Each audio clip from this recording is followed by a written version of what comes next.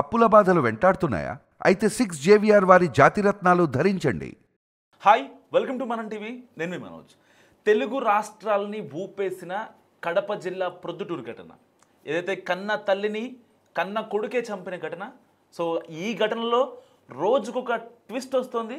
పర్టికులర్గా ఇప్పుడు పోలీసు వాళ్ళకి అర్థమైపోయిన మ్యాటర్ ఏంటంటే మనోడికి మెంటల్ ఉందని చెప్పి నిర్ధారించేశారు. అండ్ దాంతో పాటుగా ఈ అబ్బాయిని రిమ్స్ మెంటల్ హాస్పిటల్ కూడా తీసుకువెళ్ళారు. 2 రోజుల నుంచి మనోడిని అక్కడే ఉంచారు. ఇప్పటిదాకా రిమాండ్లో ఉన్నాడు. సో కొన్ని నాటకీయ పరిణామాలు జరిగాయి. లేదు నాన్న కొడుకుని సేవ్ చేయడం, లేదు అసలు ఆ సీన్ ఆఫ్ అఫెన్స్ రోజు జరిగిన సిచ్యువేషన్ మొత్తం కంప్లీట్ అని చెప్పి వాళ్ళ డాడీ ఒక స్టేట్మెంట్ ఇవ్వడం, లేదు ఆ టైంకి నేను అసలు స్పాట్లోనే లేను, మావాడు కత్తి తీసుకొని పారిపోయాడని చెప్పి వాళ్ళ డాడీ చెప్పి విధానం చూసాం. సో ఇన్ని నాటకీయ పరిణామాల మధ్య మనోడికి మతి స్థిమితం కరెక్ట్గా లేదని చెప్పి బంధువులు, ఎవరైతే వాళ్ళ నాన్న స్టేట్మెంట్ తీసుకోకుండా పోలీసులు వాళ్ళ బంధువుల్ని విచారించగా మతి స్థిమితం లేదని కూడా పోలీసులు నిర్ధారించుకున్న పరిస్థితి. కానీ పోలీసులు one by one information gather చేస్తున్నా సరే ఎక్కడా కూడా అఫీషియల్ కన్ఫర్మేషన్, ఎక్కడా కూడా కనీసం ప్రెస్ మీట్ పెట్టిన పరిస్థితి. ఎందుకు ప్రెస్ మీట్ పెట్టట్లేదంటే వాళ్ళకి కొన్ని పనులు ఉన్నాయని చెప్తున్నారు.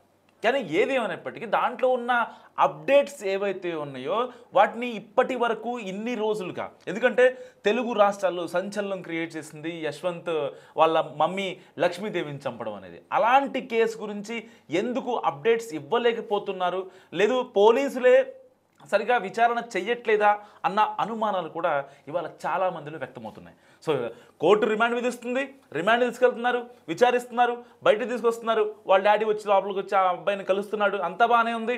సో ఇప్పుడు ఫైనల్గా మరి పోలీసుల దగ్గర ఉన్న ఆ రిపోర్ట్ ఏంటో తెలియదు, కానీ మనోడిని మెంటల్ హాస్పిటల్ తీసుకెళ్ళిన సిచ్యువేషన్. సో మతి స్థిమితం బాగుందా బాగోలేదా అనేది ఇటుపక్క వీళ్ళ డాడీ ఎవరైతే విజయభాస్కర్ రెడ్డి ఉన్నారో వాళ్ళు కూడా చెప్పిన నమ్మని సిచ్యువేషన్లో ఇప్పుడు పోలీసులు ఉన్న పరిస్థితి. ఎందుకంటే విజయభాస్కర్ రెడ్డి ఇప్పటికే పోలీసుల్ని అంటే ఒక మిస్గైడ్ చేసే ఇన్ఫర్మేషన్ ఇచ్చాడు అనేది పోలీసులు అనుమానిస్తున్న పరిస్థితి. ఎందుకంటే ఇప్పటికీ 3 స్టేట్మెంట్ ఇచ్చాడు విజయభాస్కర్ రెడ్డి. ఆ 3 స్టేట్మెంట్లు కూడా కంప్లీట్గా ఫాల్స్ ఇన్ఫర్మేషన్. దాంట్లో ఒక్కటి కూడా ఆయమనది లేదు. ఎందుకంటే ఆ రోజున పొద్దున్నే వచ్చాడు చంపేశాడని చెప్పి డే 1 చెప్పాడు.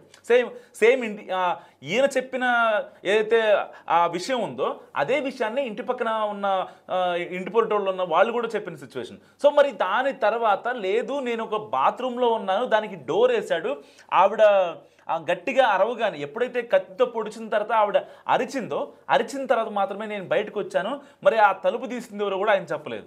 సో దాని తర్వాత నా కళ్ళ ముందుటే 3వసారి ఏదైతే తండ్రిని విచారిస్తున్న సమయంలో పోలీసులు తమదైన స్టైల్లో విచారిస్తున్నారో అప్పుడు విజయభాస్కర్ రెడ్డి చెప్పింది ఏంటంటే నా ముందే కత్తితో పొడిచి వెళ్ళిపోతున్నాడు, పారిపోయాడు, సో అది నేను చూశాను అని చెప్తున్నమాట. అంటే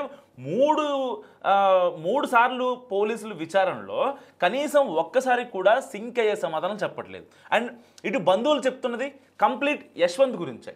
అతనికి మతి స్థిమితం బాగొద్దు, చాలా వియర్డ్గా ఉంటాడు, అసలు ఎవరికి కూడా రెస్పాండ్ కాడు, కనీసం మాట్లాడే ప్రయత్నం చేయడం, మంచి చెడ్డ కూడా బంధువులతో కలిసి మాట్లాడలేని స్థితి. ఈవెన్ వాళ్ళ అమ్మతో కూడా డబ్బుల కోసమే మాట్లాడతాడు కాబట్టి కనీసం ఇంటి పక్కన వాళ్ళు కావచ్చు, బంధువులు కావచ్చు, వాళ్ళతో మాట్లాడు అనేది క్లియర్ కట్గా విజయభాస్కర్ రెడ్డి కన్నా కూడా ఇక్కడున్న బంధువులు ఎవరైతే ఉన్నారో వాళ్ళు చాలా గట్టిగా కరాఖండిగా చెప్తున్న పరిస్థితి.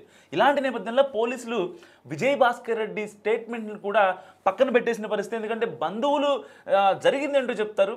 ఇప్పుడు ఇంట్లో ఏదైనా వర్షం జరిగిందనుకోండి, ఫర్ ఎగ్జాంపుల్ నిన్న మొన్నటి దాకా ఈ హత్య వెనుక తండ్రే ఉన్నాడు, తండ్రే చేయించాడేమో అన్న అనుమానాలు కూడా వ్యక్తమయ్యాయి. ఎందుకు మనోడిని యశ్వంత్ అనే అబ్బాయిని కటకటాల వెనుకుంటే ఆ అబ్బాయిని సేవ్ చేయాలనే ఒక ధోరణి నిజంగా విజయభాస్కర్ రెడ్డిలో తేటతెల్లమైంది.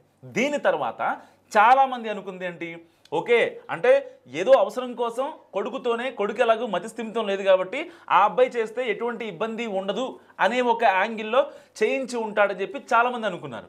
కానీ ఇప్పుడు కంప్లీట్గా యశ్వంతే చేశాడు, యశ్వంతే ఆ ప్లాన్ కావచ్చు, అక్కడ సీన్ ఆఫ్ ఎఫెన్స్ కావచ్చు, మొత్తం యశ్వంత్ పాత్రే ఉంది, డాడీ పాత్ర లేదు అని ఇప్పుడు పోలీసులు దాని వైపు కూడా మాట్లాడుతున్న పరిస్థితి. సో ఏది ఏమైనప్పటికీ కూడా పోలీసులు కన్ఫర్మేషన్ వస్తే తప్ప ఈ కేసులో కీలక విషయాలు ఏంటనేవి ఎవరికి తెలియని పరిస్థితి. ఎందుకంటే ఎవరికి వాళ్ళు ఈ కేసులో ఎజంప్షన్స్ తప్ప పోలీసులు ఇచ్చిన అథెంటిక్ ఇన్ఫర్మేషన్ని ఎవ్వరూ కూడా పాస్ చేయలేకపోతున్న పరిస్థితి. ఎందుకంటే ఇప్పటికే 2 days నుంచి ఆ అబ్బాయి రిమ్స్ మెంటల్ హాస్పిటల్లో ఉన్న పరిస్థితి. సో దీని వచ్చే డేటా ప్రకారం, ఆ హాస్పిటల్ ఇచ్చే నివేదిక ప్రకారం మనోడికి మెంటల్ కండిషన్ ఎంతవరకు స్టేబుల్గా ఉంది, ఎంతవరకు అన్స్టేబుల్గా ఉంది అనే విషయాలు వాళ్ళు ఒక రోజంతా విచారించే అవసరం కూడా ఉంది. ఎందుకంటే గతంలో మనోడు మరి డ్రగ్స్ ఏమైనా తీసుకున్నాడా, లేకపోతే దేనికన్నా బానిస అయ్యాడా, సో కేవలం డబ్బు కోసమే అమ్మని చంపాడా అనే కొన్ని కీలక విషయాలు అక్కడి మానసిక శాస్త్ర నిపుణులు ఎవరైతే ఉంటారో ఆ సైకియాట్రిస్టులు వాళ్ళు ఫైనల్ చేసిన తర్వాత పోలీసులు ఈ విషయంలో కన్క్లూడ్కి వచ్చే అవకాశం ఉంది. సో ఇప్పటిదాకా విజయ్ భాస్కర్ రెడ్డి కొంచెం పోలీసుల్ని, పోలీస్ శాఖని, ఆ డిటెక్టివ్ ఇన్స్పెక్టర్లు కావచ్చు వాళ్ళందరినీ కూడా మిస్గైడ్ చేస్తున్న తరుణంలో చాలామంది విజయ్ భాస్కర్ రెడ్డిపై అనుమానించారు. నిజంగా అనుమానం ఎవరికైనా ఉంటుంది, ఎందుకంటే ఇవాళ రేపు భర్తల్ని భార్యలు చంపడం, భార్యల్ని భర్తలు చంపడం ఎంత క్వైట్ కామన్ అయిపోయిన నేపథ్యంలో అసలు కొడుకు ఎలా చంపుతాడు, అతనికి ఇన్నోసెంట్, మతిస్థిమితం లేదు, ఇంతకుముందు నాటుమందు కూడా వేయించుకున్నాడు, పలుమార్లు నేను దేవుణ్ణి అని చెప్పే ప్రయత్నం చేశాడు, దానివల్ల నాటుమంది వేయించారు, చెన్నైలో బీటెక్ బాగానే చదివాడు, దాని తర్వాత హైదరాబాద్ వచ్చాడు, హైదరాబాద్ వచ్చిన తర్వాత ఒక 3 ఏళ్లుగా కంటిన్యూస్గా జాబ్ సర్చింగ్లో ఉన్నాడు, ఇంట్లో వాళ్ళు ఎంతో కొంత పంపిస్తున్నారు, ఆ డబ్బుల్ని యూజ్ చేసుకుంటున్నాడు, అంతా బాగానే ఉంది. కానీ మతిస్థిమితం లేదు అనేది రీసెంట్గా బయటకు వచ్చిన ఇన్ఫర్మేషన్. అది పోలీసులు తమదైన స్టైల్లో విచారణ చేసిన తర్వాత మాత్రమే ఈ విషయం బయటకు వచ్చింది. మరి ఇలాంటి నేపథ్యంలో ఇప్పుడు యశ్వంత్ మతిస్థిమితం లేదని తేల్చుతారా, లేదంటే మతిస్థిమితం ఉంది బట్ ఈ అబ్బాయి కొన్ని విషయాల్లో ఏదైతే పని జరగదు అనుకున్న సమయంలో అతను చాలా వియర్డ్గా మారిపోతాడా అన్నది ఇప్పుడు ఎవరైతే ఆ రిమ్స్లో ఉన్న సైకియాట్రిస్టులు తేల్చాల్సిన పరిస్థితి. సో ఏది ఏమైనప్పటికీ కూడా ఇక్కడ విజయ్ భాస్కర్ రెడ్డి కొన్ని ఇచ్చిన స్టేట్మెంట్స్ ఇప్పుడు అవి ఎందుకు పనికి రాకుండా పోయాయని చెప్పొచ్చు. పోలీసులు దానిపై సరిగా ఫోకస్ కూడా చేయని పరిస్థితి. ఎందుకంటే అతను ఎంతవరకు కూడా కొడుకుని సేవ్ చేద్దాము అనే యాంగిల్లోనే మాట్లాడుతున్న పరిస్థితి కాబట్టి అతని స్టేట్మెంట్ జస్ట్ తీసుకున్నారంతే. సో కానీ ఇప్పుడు బంధువులు ఇచ్చిన స్టేట్మెంట్తో నిందితుడు యశ్వంత్ని, ఆ అబ్బాయిని రిమ్స్కి తరలించిన పరిస్థితి. ఇప్పుడు రిమ్స్లో వచ్చే నివేదిక క్లియర్ కట్గా వచ్చి ఒక 2 days నుంచి రిమ్స్లో ఉన్నాడు కాబట్టి రిమ్స్ వాళ్ళు కనుక ఇప్పుడు కంప్లీట్ ఒక నివేదిక, తన మానసిక స్థితి ఎలా ఉందన్నది ఒక కంప్లీట్ నివేదిక ఇచ్చినట్లయితే కనుక ఏం జరిగింది, అసలు ఎలా జరిగింది దానిపై పోలీసులు ఒక కీలక సమావేశం, ఒక ప్రెస్ మీట్ పెట్టి ఏం జరిగింది అసలు మొత్తం క్లియర్గా జనాలకి చెప్పే ఒక అవకాశం అయితే ఉంది. ఎందుకంటే ఇప్పటిదాకా కేవలం మానసిక స్థితి అంటున్నా సరే ఏం చెప్పలేం పరిస్థితి, బయటికి మాట్లాడలేం పరిస్థితి. ఎందుకంటే పోలీసులను కూడా యశ్వంత్ కొంచెం మిస్గైడ్ చేసిన పరిస్థితి. ఎందుకంటే స్టార్టింగ్లో ఎప్పుడైతే అరెస్ట్ అయిన రోజున అంత్యక్రియలప్పుడు కూడా యశ్వంత్ చెప్పింది ఏంటంటే, మా అమ్మకి తలకొరి పెట్టాలి, మా నాన్న అజ్జి పెట్టుకున్నాడు, కొంచెం దాన్ని పంపించండి బయటికి ప్లీజ్ సార్ అంటూ పోలీసులను వేడుకున్న పరిస్థితి. ఆ తర్వాత జైల్లో ఊచలు లెక్క పెడుతూ మా అమ్మ గుర్తొస్తుంది, నాకు మా అమ్మని చూడాలనిపిస్తుంది అంటూ ముసలి కన్నీరు కార్చిన వైనం. ఇటు మా కొడుకుని సరే జరిగింది మా కొడుకుని వదిలేయండి అని చెప్పి విజయ్ భాస్కర్ రెడ్డి మాట్లాడిన కపట నాటకం. సో ఇవన్నీ చూసుకుంటే పోలీసులకి ఇప్పటికీ కూడా క్లారిటీకి రాని అంశాలు చాలా ఉన్నాయి. సో అందుకనే ఫైనల్గా ఇప్పుడు రిమ్స్ మెంటల్ హాస్పిటల్ తరలించారు. సో దీని తర్వాత ఇప్పుడు కీలక ప్రెస్ మీట్ పెట్టి పోలీసులు చెప్పే పరిస్థితి, అసలు ఏం జరిగింది, ఆ రోజు ఏం జరిగింది, అతని కాల్ లిస్ట్ కూడా ఇప్పటికే తీయించారు పోలీసులు, దాన్ని కూడా అనాలిసిస్ చేశారు. సో డాడీకి ఇంకా యశ్వంత్కి వీళ్ళిద్దరి మధ్య కూడా ఏదైతే ఆ కాల్ డేటా ఉందో దానికి సంబంధించిన డేటా కూడా పోలీసులు తీసుకున్న పరిస్థితి.